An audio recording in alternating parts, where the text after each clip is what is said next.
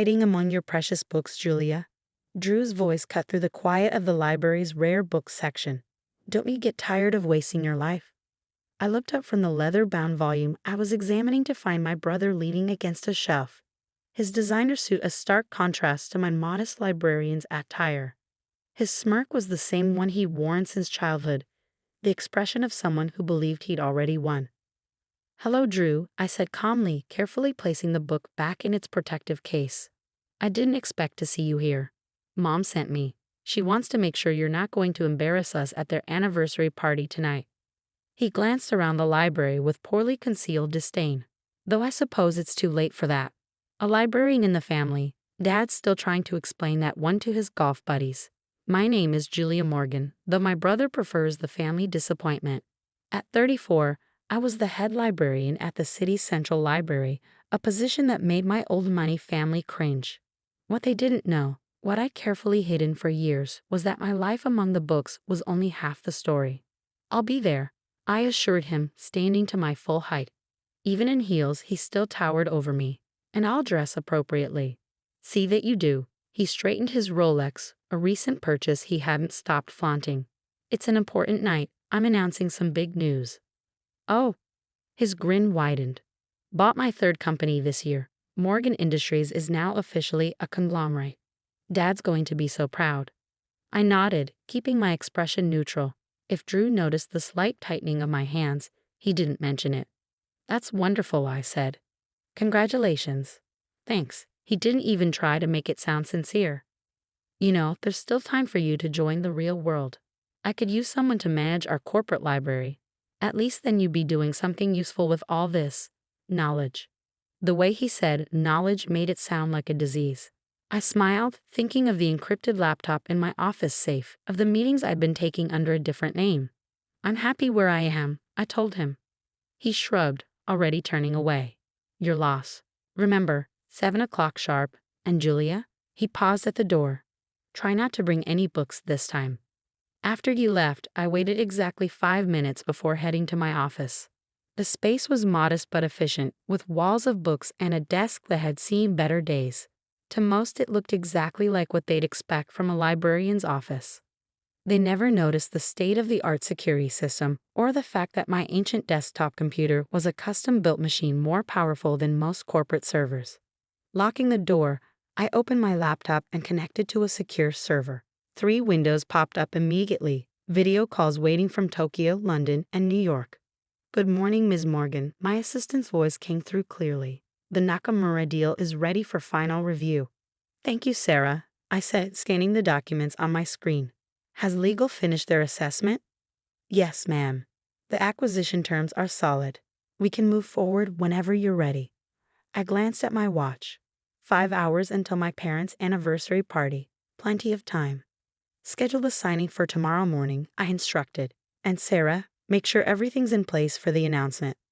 "Already done. The press release is ready to go." Though, she hesitated. "Are you sure about the timing?" I thought of Drew's smug face, of years of condescension and dismissal. "Yes, I'm sure. Tomorrow morning will be perfect." After ending the call, I sat back in my chair, looking at the empire I built in secret. Morgan Global Partners, no relation to my brother's Morgan Industries, despite the similar name, was now one of the largest private equity firms in the world. We operated entirely in the shadows, using shell companies and discrete investments to hide our true size. For 7 years, I'd built this company while maintaining my cover as a simple librarian. The job wasn't just a front. I genuinely loved books, loved preserving knowledge and helping people access it. But it also provided the perfect cover for my other life. Who would suspect the quiet librarian of being one of the most powerful people in global finance? My phone buzzed. A text from Mom. "Don't forget to do something with your hair, dear. The Prescotts will be there tonight." The Prescotts, one of many old money families my parents were always trying to impress. I texted back a simple "ok" and began packing up for the day. I had a hair appointment already scheduled, along with a fitting for the dress I'd bought specifically for tonight. Just because I didn't flaunt my wealth didn't mean I couldn't play the part when needed. The salon was empty when I arrived, perks of owning the building and having a standing private appointment. Maria, my longtime stylist and one of the few people who knew my secret, was waiting. The usual? She asked, gesturing to a chair. Something a bit more formal today, I said. Family event. She nodded knowingly. Ah, the famous Morgan anniversary party. Your brother was in earlier, talking about it to anyone who would listen. I'm sure he was. As Maria worked, I checked my emails on a secure phone. The Nakamura acquisition was proceeding smoothly. By this time tomorrow, Morgan Global Partners would own one of the largest tech manufacturers in Asia. The same company my brother had been trying to buy for months. Your brother mentioned he's buying some big company, Maria said, as if reading my thoughts. Couldn't stop bragging about it. I smiled. He's trying to buy it. There's a difference. She caught my eye in the mirror. You didn't? Let's just say tomorrow's papers will be interesting. 3 hours later, I stood in front of my mirror at home, examining my transformation. The simple librarian was gone, replaced by someone who could hold her own at any society event. The dress, a deep blue Valentino I'd had altered to perfection, was elegant without being flashy. My jewelry was minimal but expensive, the kind of pieces old money favored. Most importantly, I looked exactly like what my family expected, their bookish daughter making an effort to fit in. My phone buzzed with another text, this time from Sarah. Everything's set for tomorrow. Are you sure you don't want to tell them tonight? No, I replied. Let them have their party. Tomorrow will be soon enough. The Morgan family estate was lit up like a Christmas tree when I arrived. Cars lined up along the circular driveway. I recognized most of them, Bentleys and Rolls-Royces belonging to the same families that had been part of our social circle for generations. A valet appeared as I pulled up in my modest Audi, another carefully chosen prop. The car was nice enough to avoid embarrassing my parents, but not so nice as to raise questions about a librarian's salary. Miss Morgan, Jenkins, our family's longtime butler, greeted me at the door. Your parents are in the main hall. I could hear the party before I saw it, the murmur of sophisticated conversation, the clink of expensive crystal, the subtle notes of a string quartet. This was my parents' world, the one I'd chosen to step away from, at least publicly. Julia, my mother's voice carried across the hall. Darling, you look presentable. Coming from her, it was high praise. Elizabeth Morgan had never quite forgiven me for choosing books over business, but at least I'd made an effort with my appearance tonight. Happy anniversary, Mom, I said, kissing her cheek. You look beautiful. She did. At 60, she was still the epitome of grace and style. Her friends often joked that she'd made a deal with the devil to maintain her youthful appearance. Your father's by the fireplace, she said, already scanning the room for more important guests. Do say hello before you hide in the library. I made my way through the crowd, accepting air kisses and polite inquiries about my little job at the library. Most of these people had known me since childhood, had watched me grow up alongside their own children. None of them understood my choices. There's my girl. Dad's voice boomed as I approached. He was holding court with his usual crowd, golf buddies and business associates who'd been part of his life for decades.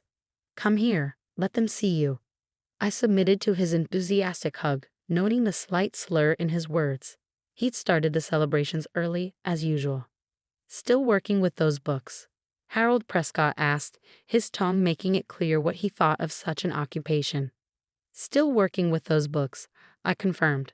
Someone has to preserve knowledge for the next generation. They laughed, the indulgent chuckle of people humoring what they saw as a harmless eccentricity. Speaking of the next generation, Dad said proudly, "Where's your brother?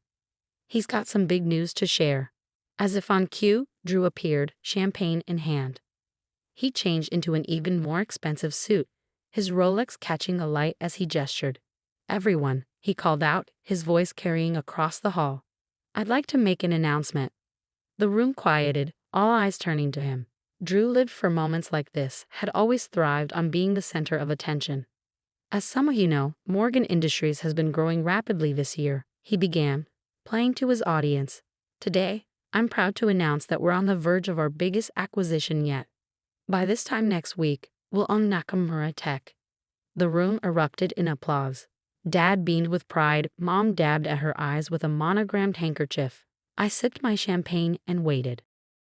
Of course, Drew continued, the deal isn't quite final yet, but my sources tell me it's just a matter of time. The papers are ready to sign. That's wonderful, son, Dad exclaimed. Always knew you had it in you. A real businessman, just like your old man. Drew basked in the praise, accepting congratulations from all sides. Finally, his gaze fell on me. "What do you think, little sister?" he asked, his tone dripping with condescension. "Ready to admit you backed the wrong horse." I met his eyes calmly. "I think," I said carefully, "that you shouldn't count your chickens before they're hatched."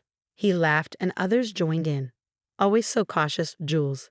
That's why you'll never be more than what you are. Hiding in your library while the rest of us build empires." Perhaps, I agreed mildly, but at least I understand the value of due diligence. His eyes narrowed slightly. Drew had never liked it when I used big words, seeing it as a challenge to his intelligence. "Due diligence?" he scoffed. "I've got the best lawyers in the business. Everything's taken care of." I just smiled and raised my glass. "Then I guess we'll all see tomorrow, won't we?" He frowned, catching something in my tone, but before he could press further, Mom was calling everyone to dinner. The dining room was a masterpiece of old-world elegance, gleaming mahogany, priceless china, crystal that had been in the family for generations. I took my assigned seat, noting with amusement that I'd been placed at the far end of the table, well away from any important guests. As the first course was served, Drew held court from his position near Dad, regaling everyone with tales of his business prowess. I kept quiet, responding politely when addressed but otherwise focusing on my food. "I just don't understand," Mrs. Prescott said from beside me, her voice low. "You were always so bright in school. You could have done anything. Why waste your life with books?" I considered how to answer. In 12 hours, everything would change. But for now, I had a role to play. "Books are never a waste," I said simply. "They teach us that things aren't always what they seem." She shook her head, clearly disappointed by my response. "Well, at least your brother is upholding the family name. Though it must be hard, watching him succeed while well, it's not as hard as you might think." The rest of dinner passed in a blur of subtle insults and backhanded compliments. I'd grown used to it over the years, had learned to let it roll off me like water. As dessert was being served, Drew stood again, calling for attention.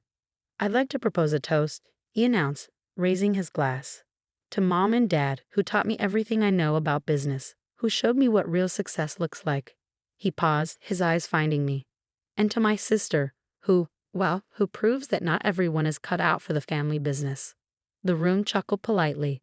I raised my glass with the others, thinking of the documents waiting to be signed, of the press release scheduled for morning. Enjoying the party, Drew asked later, cornering me by the dessert table. "It's lovely," I replied. "Mom and Dad must be so proud." "They are." He straightened his tie smugly. "Though it would have been nice if both their children had amounted to something." I selected a chocolate truffle, examining it carefully. "You know, Drew, success isn't always about making the most noise." He snorted. "No? Tell that to my bank account. How much does a librarian make these days anyway? Enough to buy those shoes." I glanced down at my Louboutins, another carefully chosen piece of my costume. "I'm good with money." "Right." He finished his champagne in one gulp. "Well, this has been fun, but I should mingle. Big day tomorrow after all. That Nakamura deal isn't going to close itself." As he walked away, I pulled out my phone and sent a quick text to Sarah. "Everything ready for morning." Her response was immediate. "All set. Press release goes out at 9 a.m. sharp. Want me to send you the final numbers?" "No need," I replied. "I'll see them in the papers with everyone else." The party began winding down around midnight. I said my goodbyes, accepting one last round of condescending comments about my career choices. "You really should consider Drew's offer," Mom said as I kissed her cheek. "A corporate library would be so much more appropriate." "I'll think about it," I promised, knowing I would do no such thing. As I drove home, I thought about how different tomorrow would be. For 7 years, I'd maintained my cover, building my empire in secret while my family dismissed me as the disappointing daughter who'd chosen books over business. Tomorrow, they'd learn just how wrong they'd been. The next morning, I arrived at the library precisely at 8, just as I had every day for the past 7 years. My sensible shoes echoed through the marble halls as I made my way to my office, nodding at the early morning regulars who never questioned why the head librarian kept such strict hours. Sarah was waiting for me, her tablet in hand. In the library, she played the role of my assistant librarian perfectly. Outside these walls, she was the COO of Morgan Global Partners and one of the sharpest business minds I ever met. Everything's ready, she said quietly as we entered my office. The lawyers are gathering in Tokyo. Press release goes out in 45 minutes. I set my bag down and powered up my secure laptop. Any word from Drew's team? They're still expecting to close the Nakamura deal this morning. Your brother's lawyers are setting up in their offices right now. I smiled, imagining Drew's face when he realized what was about to happen. Let's give them a few more minutes of hope. At precisely 8:55, my private line rang. Ms. Morgan, Mr. Nakamura's translator said, "Everyone is in position." Excellent. Let's proceed. The next few minutes were a blur of signatures and confirmations. By 9 a.m., Morgan Global Partners officially owned Nakamura Tech, along with its subsidiaries, patents, and cutting-edge technology division. Press release going out now, Sarah announced. I pulled up several news sites on my screen, watching as the story broke across multiple platforms simultaneously. Breaking. Mystery buyer acquires Nakamura Tech.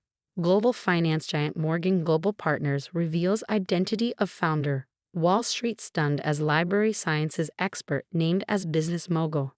My phone started buzzing immediately. The first call, predictably, was from Drew. "What the hell is this?" he demanded without preamble. "Some sick joke?" "Good morning to you too, brother," I replied calmly. "I take it you've seen the news." "This is impossible," he sputtered. "Morgan Global Partners. That's not. You're not. The founder and CEO. Actually, I am. Have been for 7 years now. Though I understand your confusion, after all, I'm just a librarian, right?" There was a long silence, broken only by what sounded like papers being frantically shuffled. But I had a deal. The paperwork was ready. Was it? I asked innocently. You might want to check the fine print. Nakamura Tech has been in play for months. We've just been waiting for the right moment to finalize things. We? His voice cracked. Who's we? My team, my company, my empire. I paused, letting each word sink in. You know, the one I built while you were busy mocking my career choices. The line went dead. I looked at Sarah, who was trying to hide her grin. How long until my parents call? She checked her watch. I give it 3, 2. Right on cue, my mother's number flashed on my screen. Julia Elizabeth Morgan. Her voice was shrill enough to crack glass. What have you done? Good morning, Mom. I'm a bit busy at the moment. Perhaps we could discuss this over dinner. Dinner? Dinner? Do you have any idea what's happening? Your father's phone is ringing off the hook. The Prescotts are calling. The club is calling. Everyone wants to know how our librarian daughter secretly built a multi-billion-dollar company. I could hear Dad in the background, apparently trying to field calls of his own. Tell her to get over here right now, he shouted. I have meetings all day, I said, which was true. The acquisition of Nakamura Tech was just the beginning. But I'd be happy to host everyone for dinner at my place tonight. Say, 7 o'clock. Your place. Mom's voice dripped with suspicion. You mean that little apartment near the library? No, I mean my penthouse on Highland Avenue. I'll text you the address. There was a long pause. Highland Avenue, but that's the most expensive building in the city. Is it? I hadn't noticed. See you at 7, Mom. After ending the call, I took a moment to breathe. 7 years of secrets were finally coming to light. 7 years of careful planning, of maintaining my cover while building something extraordinary. Ready for phase 2? Sarah asked. I nodded. Send out the second press release. This one was even bigger than the first. Morgan Global Partners announces merger with East Asian tech giants.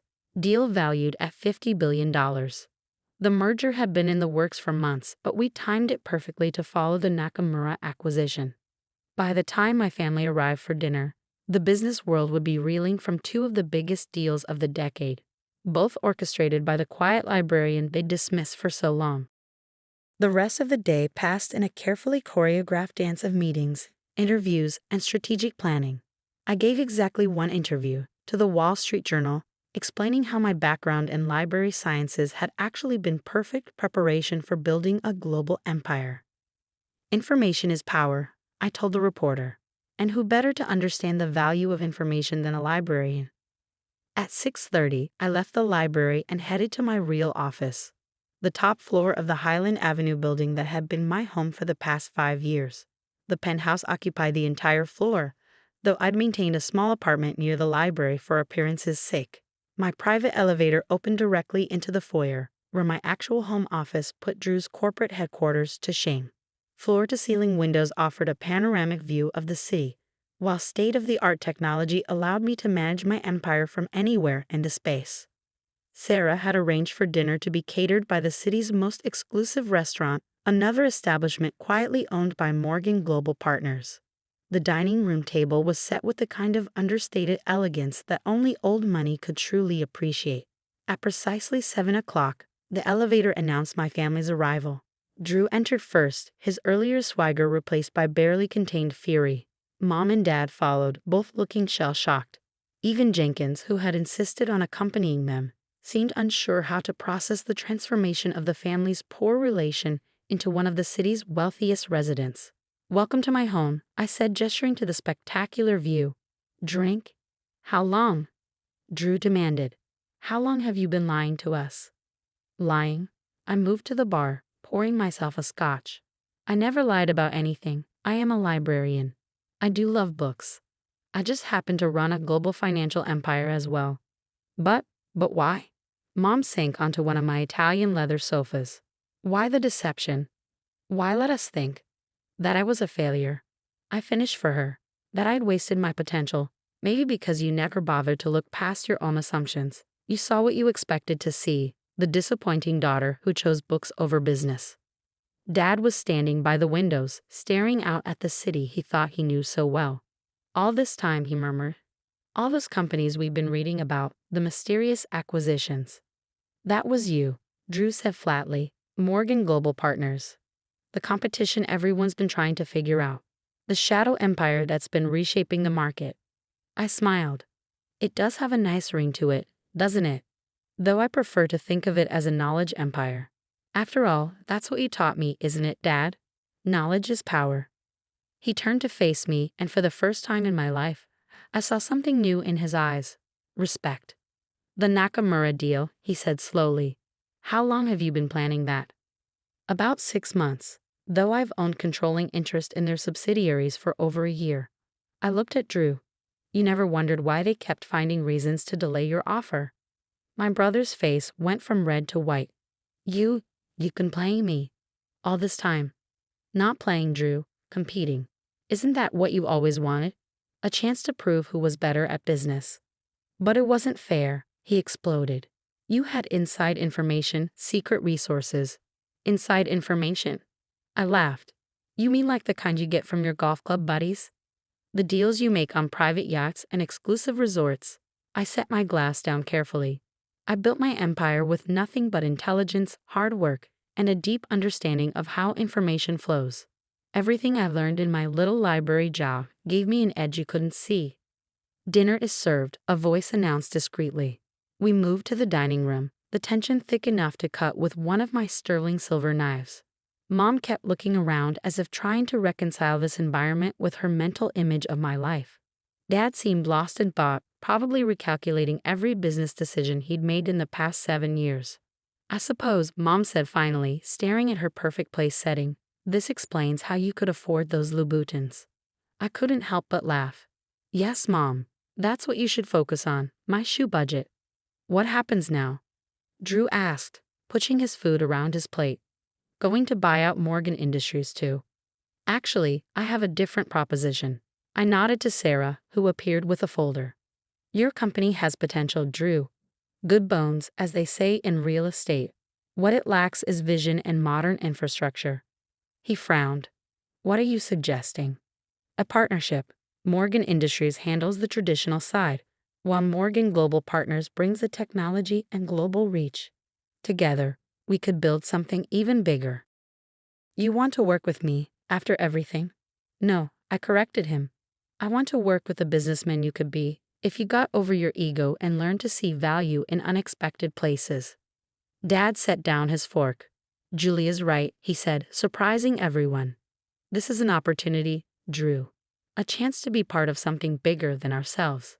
"But she lied to us," Drew protested. "Made us look like fools." "No," Dad shook his head. "We made ourselves look like fools. We were so convinced we knew what success looked like that we couldn't see it taking a different form. Your sister, she saw something we missed, built something we never imagined. Mom dabbed at her eyes with her napkin. All those times we pitied you, she said softly, worried about your future. I know, I said, gentler now. But maybe it's time to stop worrying about appearances and start focusing on substance. Isn't that what real business is about? The rest of dinner was a careful dance of revelations and reconciliations. I explained how I built my company, how the library had provided the perfect cover and connections. Dad asked increasingly detailed questions about my business strategy, his initial shock giving way to genuine admiration.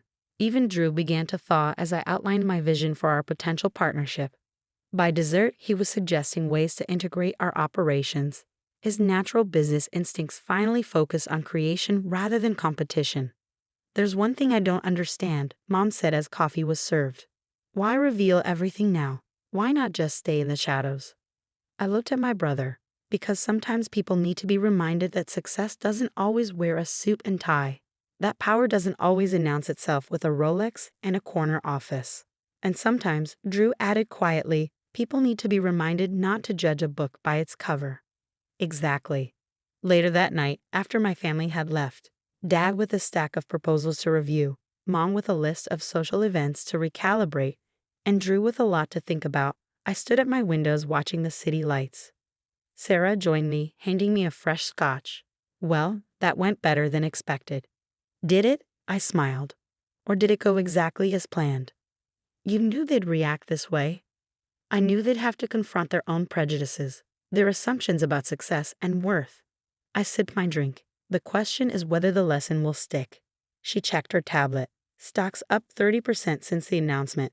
Your brother's company is up 10% just on rumors of a potential partnership. Good. Let's give it a week, let everything settle, then announce the merger. By then, Drew might actually be ready to be a real partner. And your parents? I thought about Mom's tearful apology, Dad's proud smile as he finally saw me, really saw me, for the first time. They're learning. Sometimes the hardest part of success is accepting that it doesn't always look the way you expect. The next morning, I'd arrived at the library at my usual time. The same regulars were in their usual spots, nodding hello to their favorite librarian. None of them treated me any differently, though my face was splashed across every business publication in the country. And that, perhaps, was the greatest victory of all.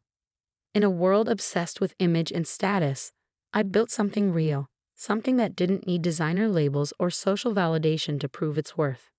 I was still a librarian,